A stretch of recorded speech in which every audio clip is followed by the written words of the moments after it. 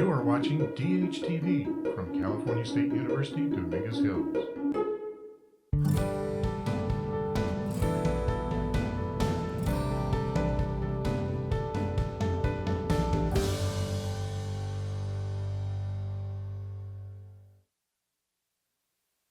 Morning. Welcome to SBS318 Cultural Pluralism, Section 40. Hi, my name is Dr. Larry Rosen. I'm going to be your instructor for the year. Well, maybe not the year, just the semester. And we are going to be going live out on DHTV, as well as having all the lectures archived so that you can watch the lectures later on and catch them 2, 3, maybe 5 times if you're really enjoying them. In this class, there are several ways that you can ask questions, believe it or not. One is you can call in at 800-339-1193. That's 800-339-1193. Or you can send an email to askdhtvlive. That's askdhtvlive@gmail.com. Not guaranteeing I will answer all your questions, but I'll do my best to answer questions and to keep the discussion going. I hope that you'll enjoy the live lectures. So let's start by talking about the class, and let me talk about the syllabus a bit. Great, there's the syllabus on the screen. Everything in this class is housed on Blackboard. If you look at the announcements, you will see that the syllabus is linked there, and everything pretty much in my class is always put on Blackboard under content. I'll show you in a little bit where to find everything, but just to make things simple, pay attention to Blackboard and make sure that you're familiar with it. I'm the instructor. As you see on the syllabus, my office is actually my lab. It's SBS B241A, which, if you know where the Older Adult Center is right next to the Older Adult Center. I have office hours on Tuesdays and Thursdays before class. I'll probably have to modify those a little bit, but I will announce when they get modified, depending upon when you need me and where you can find me. I also will have office hours later on in the day from 2:15 to 3, but I am an email junkie, so you can always email me at lrosen@csudh.edu, and that's actually the best way to do it because I'm an email junkie and that's what I do. We have a teaching assistant for this class. Can we put the camera on George? Hi, welcome to George Mendoza, who is my teaching assistant this semester. He's there to help you. You've got his email that you can email him questions. If you email either of us, the best thing to do, by the way, is in the subject line, indicate that this is from SBS318, because both of us get a lot of emails. I probably get 250 emails a day, and it will help both of us enormously if you say SBS318 question or comment or whatever. That'll help us pick out your email so we don't lose it in the massive inbox that we try to maintain. If we can go back to the syllabus, actually, let's go to the PowerPoint. What I want to do is to talk about the course itself and give you a little bit of a sense of what we're going to be doing in this class. The class is called The Global Impact of Technology. That is an exceptionally broad topic, and there is no way that I can cover the entire course of the global impact of technology in one semester. However, I've been doing this for 1 billion years, and I have sneaky ways to get information into you. And so let me give you the overview of what we're going to talk about, and then I'm going to tell you how sneaky I am. So first part is, it is the global impact of technology, and technology is globally. We tend to think that the United States is the seat of technology. Actually, you might be surprised to know that there are way more people on Facebook, for example, that are not in the United States. There's actually only about 30% of the people on Facebook are in the US, 70% are outside of the United States. So it truly is a global phenomenon, and we will be working our way up to that point towards this semester to get more information and more of a sense of how technology is spread throughout the world. The book is called From Smartphones to Social Media. Can we show that on the screen? There we go. It's written by my colleague Mark Carrier. It's a brand new book.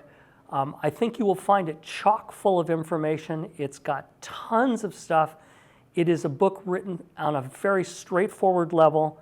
I think you will enjoy it. It is a supplement to the class, and what I mean is there will be overlap between my lectures and the book, but there will be parts of the book that I will not talk about. And that's part of my sneaky way of getting more information into you. So that as you read the book, you will notice parallels between the book chapters and the lectures, and I'll show you later on where to find which chapters of the book to read at which dates in the syllabus. But there will be test questions coming from the book that I cover in class, and there'll be test questions coming from the book that I don't. Going back to the course overview, this course is done in dual formats. I'm streaming it live right now. The lectures will be archived and the PowerPoints will be archived, and I'll show you on Blackboard where that's all housed. I use Blackboard extensively.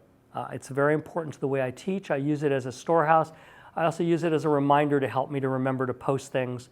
I will try to post the PowerPoints well in advance of the class. I will try to post the videos of the lectures as soon as we can.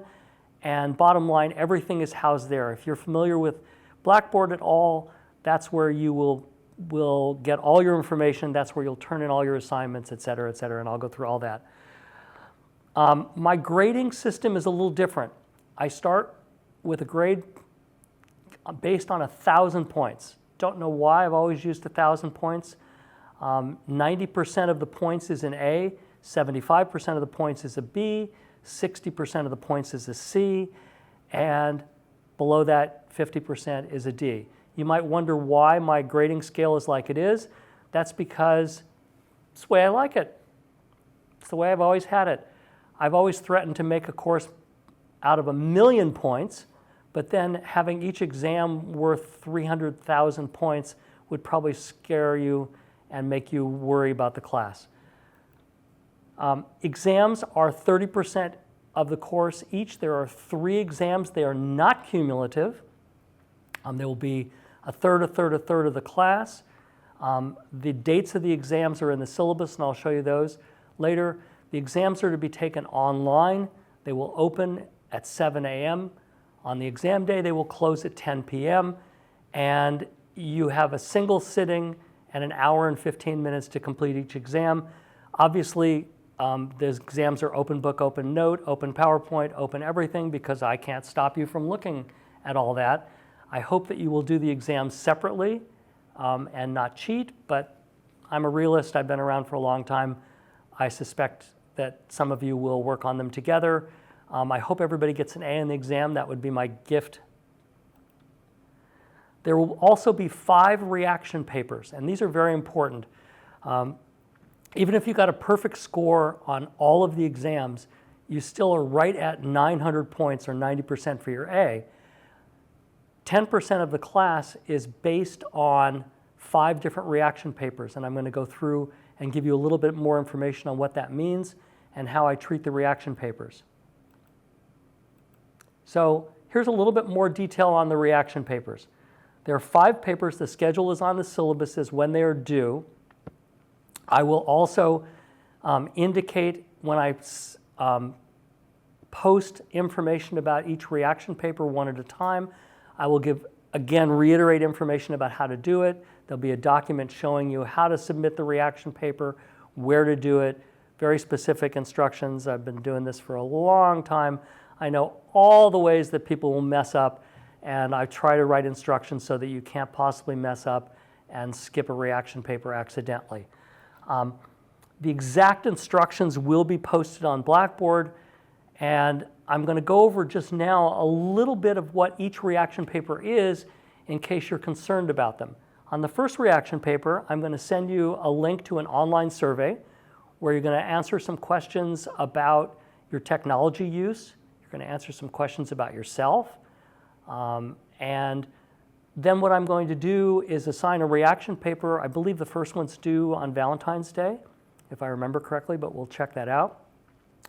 And in the reaction paper, what you're going to do is write a 1 to 2 page paper. Again, I will have lots of instructions on what you need to do, and possibly even an example of a good paper that I will write myself.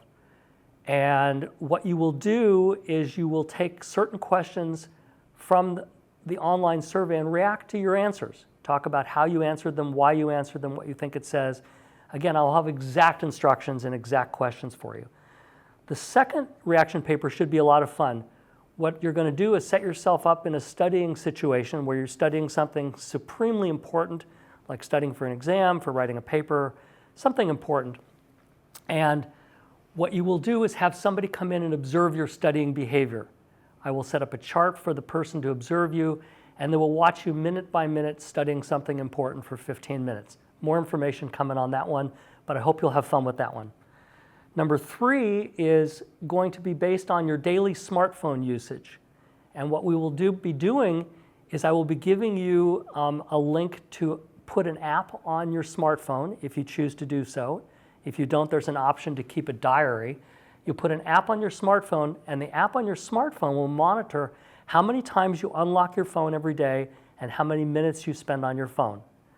It's intriguing, it's fun. We've done this now 3 years in a row. This will be our 4th year of doing this, and I will be sharing some of the data actually probably this week or maybe next week about some of the results we've already found, but I think you will enjoy it because it will give you lots of information.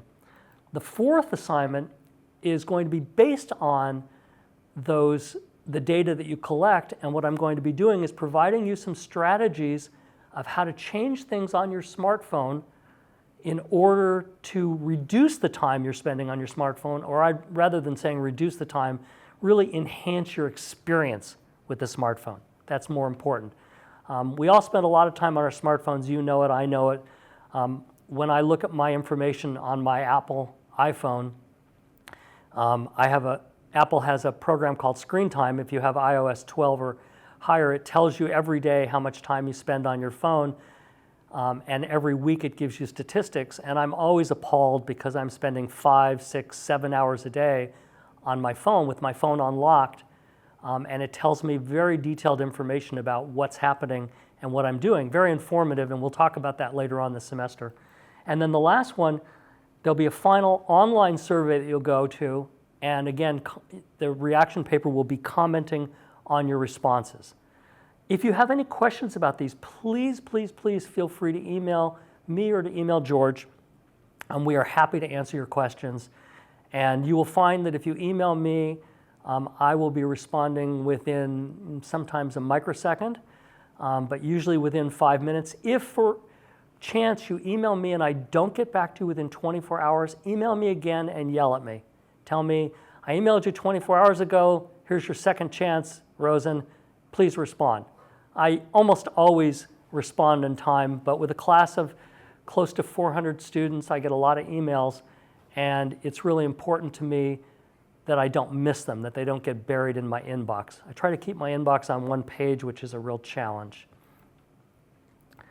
So, a little bit about me. I've been teaching for 45 years, and I always think it's important that you should be able to know your professor. When I went to college, way, way back in the dark ages, the professors introduced themselves the first day of class. And I remember when I was in high school, I took a class at a community college, which in fact shaped my entire life, because I walked into the class the first day. It was actually a calculus class. When I walked into the class the first day, I looked at the professor and I realized he was wearing a suit and a tie and tennis shoes. And I thought, yes, this is what I want to do. I want to be able to wear anything I want. And then the professor proceeded to tell me and the rest of the class all about himself, what he did, what he enjoyed, and I really felt connected to the professor. So let me tell you a little bit about me. Professionally, I've been teaching at Dominguez Hills for 45 years. I'm what's called an emeritus, meaning I'm technically retired and have been for 4 years. But luckily in our system, you get to teach for additional years if you want, and I'm enjoying that teaching. I usually teach this class in the university theater with anywhere from 400 to 450 students, but the theater's undergoing some renovations, and so we're doing this online as an experiment and for some fun. I do a ton of research, and you're going to hear a lot of the research I do. I study what I call the psychology of technology, the impact of technology. And I have a very low boredom threshold, so I do a lot of different kinds of studies, and you're going to hear things ranging from online dating, studies on online dating, to studies on the global use of technology. We'll talk a lot about the different research that we're doing. In our lab, we do a lot of neuroscience research too, and so we'll be talking about that. I belong to what's called the GMAC lab.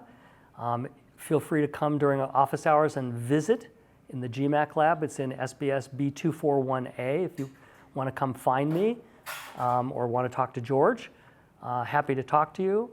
We have a neuroscience lab too, and I'll be talking about that. I do a lot of public speaking. I'm very accustomed to speaking in front of a camera, in front of audiences, and I really love it because I get to be a ham.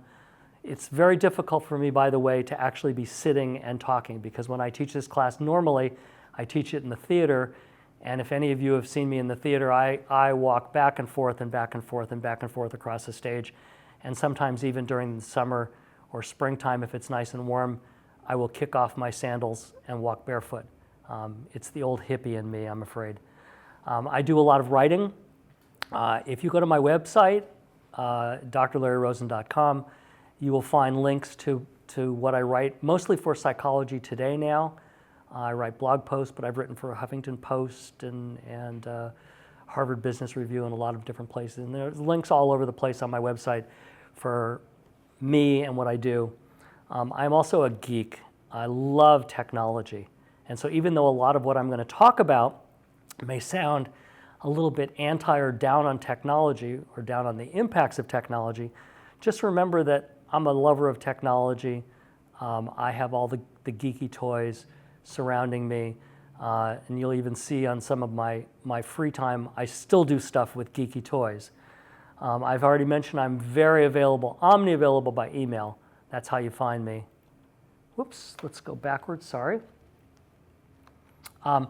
So on a personal note, I have 4 children. You can see, I'll show you, you can see there's my oldest son who strikingly looks exactly like me. It's very funny. My oldest daughter and her wife, my youngest daughter and her husband, and my youngest son and his wife. And that's my dog, Sully, either named after the pilot who flew his plane into the Hudson River, or if you're really young, named after the monster in Monsters, Inc., which most kids think Sully's named after. This is my fiance. I think it's a joke to call her my fiance because we've been together for 15 years. We just haven't quite figured out yet when to get married or why to get married, but we will eventually. I have grandkids, and I spend a lot of time with my grandkids watching what they do. They're all very intrigued by technology. The 2 little boys over on the right, I went to visit them the other day, and they spent the entire time playing video games, pouncing on each other, playing video games, laughing at each other, enjoying what they were doing, and finding it very difficult to stop them when it was time for dinner. And then this is my granddaughter. I do a lot of things for fun. I have a lot of hobbies, and one of them is a long-standing hobby where every year my family gets together and we build a gingerbread house. There's 2 things you need to know. Everything has to be edible, which means that you can't put plastic on there or any little plastic pieces. We used to do that in the beginning, and now we made this ironclad rule. Everything has to be edible. And we use mostly candy and gingerbread. The funny part about doing this is that the way we've developed using this candy to shape things is you take Tootsie Roll Pops or Tootsie Rolls or any kind of soft candy and you sit on it. And by sitting on the soft candy, it warms it up so that you can then make it into things. And you'll see down here, this is my favorite on the bottom left. This is actually about maybe 3 inches by 4 inches size-wise. And this is a pub, and this is a bar, and these are drinks and bar stools, And this is actually a very, very tiny dartboard. There's a pool table in there. Everything's made by hand. And you can see what the finished products look like. It's really fun, and we do it. And it's been really fun in including the grandkids on this now. And this year, my granddaughter actually did the plans for the gingerbread house into a tree house. There is a link on my website, if you can find it hidden in there, that will show you all of my gingerbread houses over 20 some odd years that we've been doing them. I also have this kind of eccentric habit of doing what I laughingly call art. I take 2x3 foot canvases and I attach a bunch of, as you can see, old technology. This is an old Apple IIe drive, I believe. This is like an old floppy disk. And you can see all sorts of, none of you have seen this. This is an old 8-inch floppy disk, the original floppy disks, which were 8 inches, not 5 1/4. And then I embed clocks and rock and roll music. I've done about 4 or 5 of them. They're just for fun. I don't do anything with them. I hang them up. Mostly the clocks don't work. And I don't really care that they don't work because that's not the point of it. But there's also lots of technology, and these pictures are also on my website. I do a bunch of other stuff for fun. I love to read, but when I'm at home, I only read junk, serious junk. I read mysteries. I read international intrigue. Since I've traveled a lot, I love reading about assassins who run around the world trying to kill people in various countries. And I can always go, oh, they're running down such and such a street in Geneva. I've been there. I know that restaurant they just ran into. I remember being there. And it makes me feel like I'm connected again to all my travels. I'm an absolute movie buff. I just came back from the Palm Springs Film Festival, which we go to every year. And to show you how crazy I am about movies, on Friday we saw 1 movie. On Saturday, Sunday, and Monday we saw 3 movies each, back to back to back to back, back to back to back to back to back. I love film festivals. I've been to Sundance, Toronto Film Festival, LA Film Festival, San Diego, all over the place. And it's just, I find it fun to basically see movies that nobody else will ever see. And pretty much of all the movies that I saw in Palm Springs this year, the only ones that people will see is a great documentary on, of all people, Mr. Rogers, called Won't You Be My Neighbor. I highly encourage you to see that. And then a movie that may come out with Dev Patel called Hotel Mumbai, which is a dramatic recreation of the terrorist attacks in Mumbai, India. I don't play much sports. I used to be a baseball player and a basketball player, but now I'm old and I'm always afraid I'm going to hurt myself, so I don't. I'm an inveterate crossword puzzle doer. I do the crossword puzzle in the New York Times every day and find them challenging, and hopefully the research shows that it keeps your brain active. I'm a news junkie. I am constantly refreshing my phone looking for news about our crazy world and what it's come to. And then finally, I'm the cook in the house. And interestingly enough, of my 4 kids, the 2 boys are by far the better cooks than the 2 girls. So my 2 boys took after me, but I cook every night. So one of the things I want to give you in advance is a little bit of a notion of where we're going in this course. Again, it's called the Global Impact of Technology, but it really starts at you. And we'll start talking about how you yourself are, what you are. We're going to talk about what your values are, how you grow up in different eras of technology, and then we're going to start adding people to you. So communication, you and somebody else, or you and many other people if we're talking about social media. We're going to talk about larger and larger systems, you in the educational system, you in the business world, and then finally you in the global society. So we build up, I like to think of it as kind of a funnel. We start small with just you, and then we build up and increasingly talk about more and more people and how more and more people are involved in technology. So let me talk about the 7 course themes for you. First one has to do with how fast technology is changing.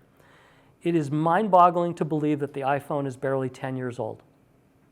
Think of all the changes that have happened in the last 10 years. That is mind-boggling.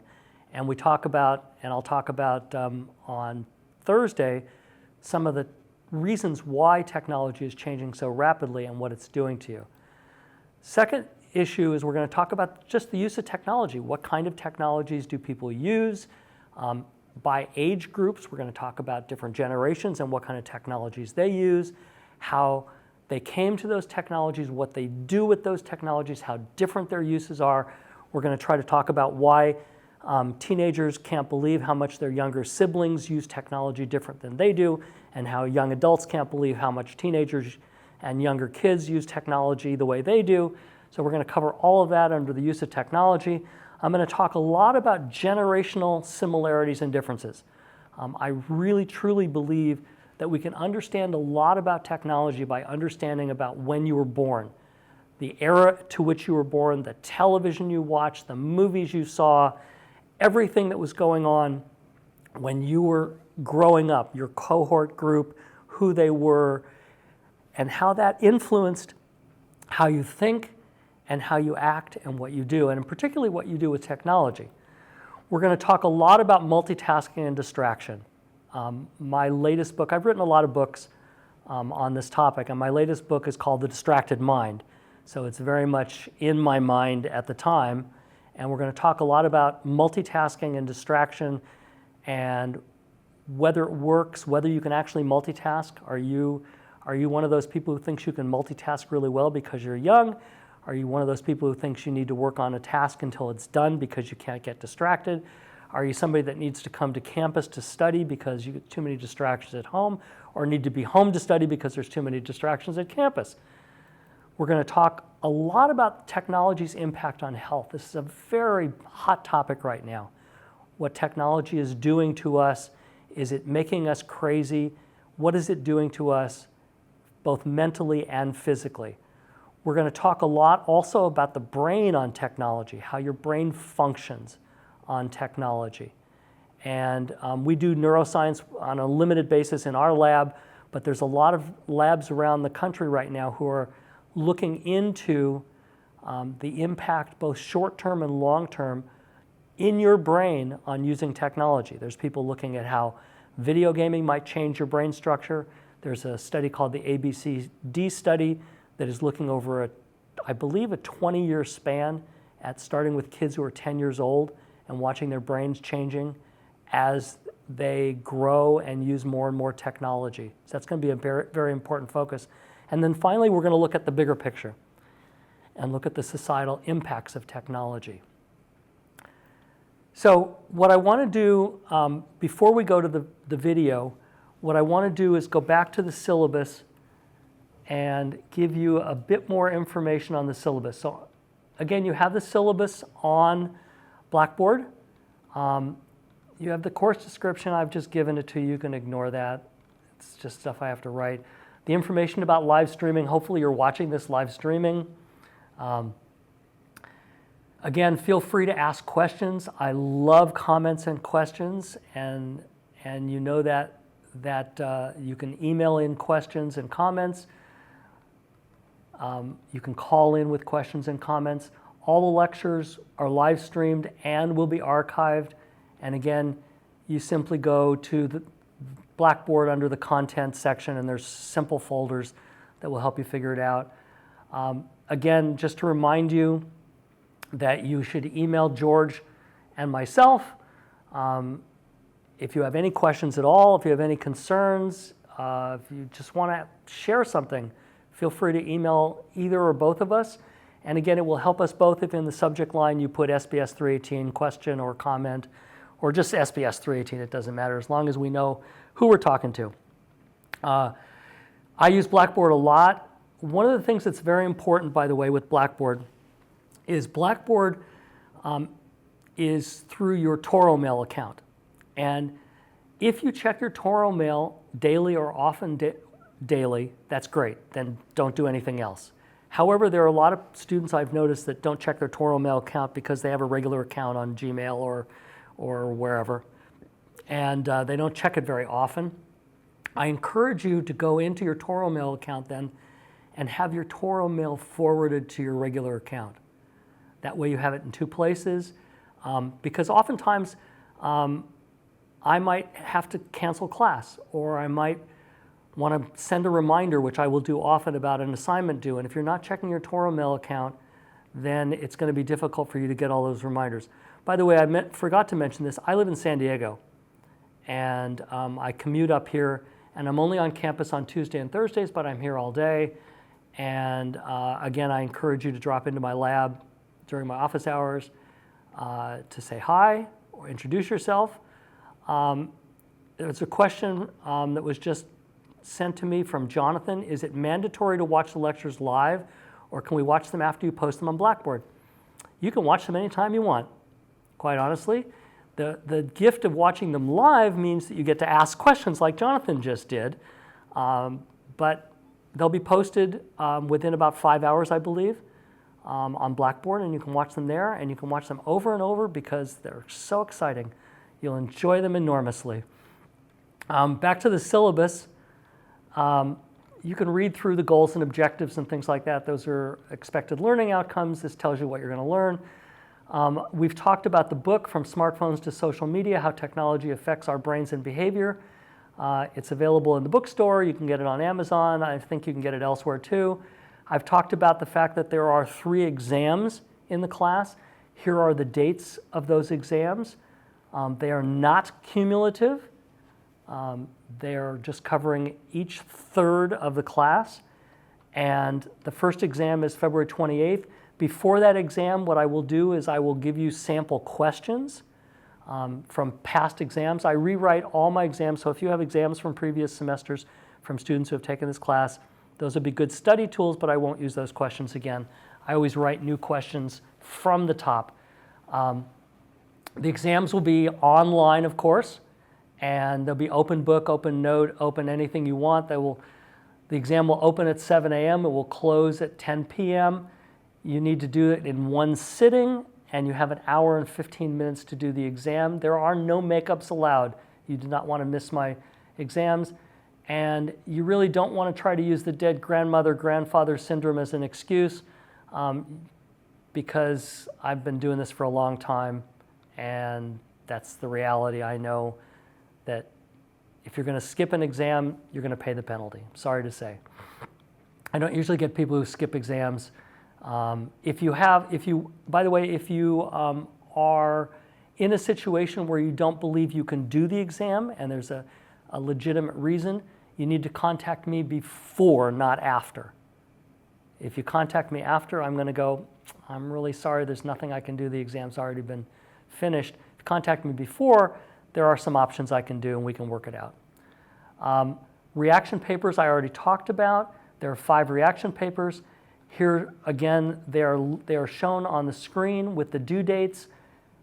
Don't start worrying about them yet. I will post something for each one, instructions. First, I'll post the instructions on how to submit your reaction papers generically, and then what I will do is post specific instructions on what to do, and again, information about when it's due. There may be some extra credit opportunities in this class. Oftentimes, students are doing research, and they would like me to have you do, say, take an online survey or participate. You can get extra credit for that. I will let you know about that. Looks like we have a question from Danielle de Guzman. How soon do we need to have the book?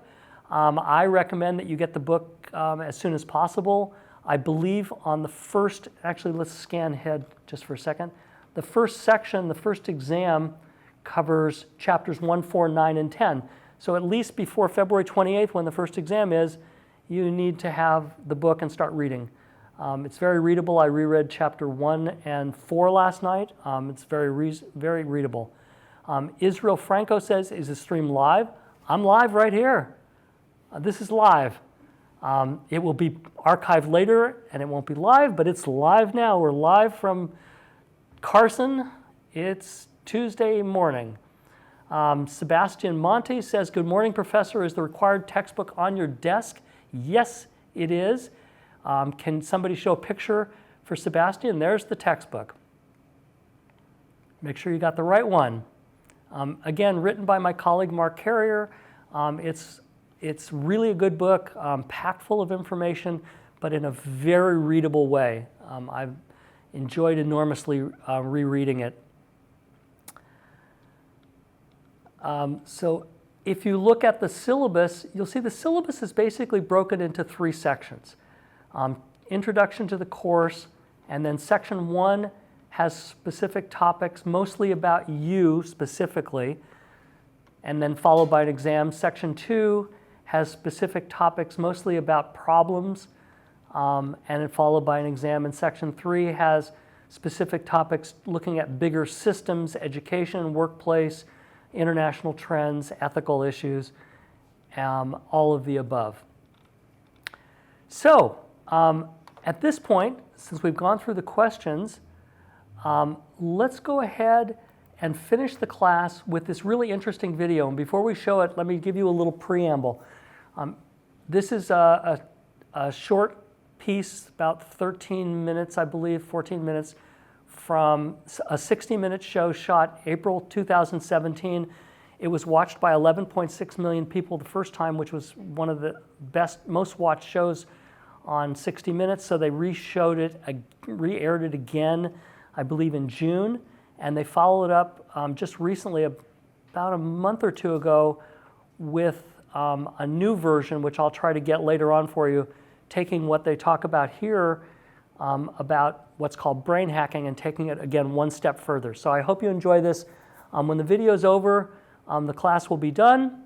And if you have any questions, please feel free to email me at lrosen@csudh.edu. Nice meeting you virtually, and hope you enjoy the video. While Brown is tapping into the power of dopamine, psychologist Larry Rosen and his team at California State University Dominguez Hills are researching the effect technology has on our anxiety levels. Hi, welcome back. I hope you enjoyed the video.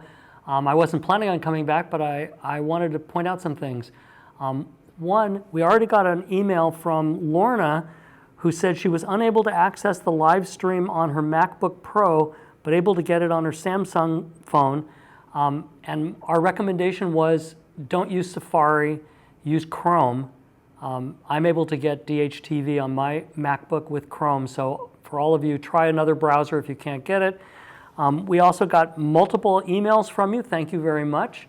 And I look forward to seeing you on Thursday live.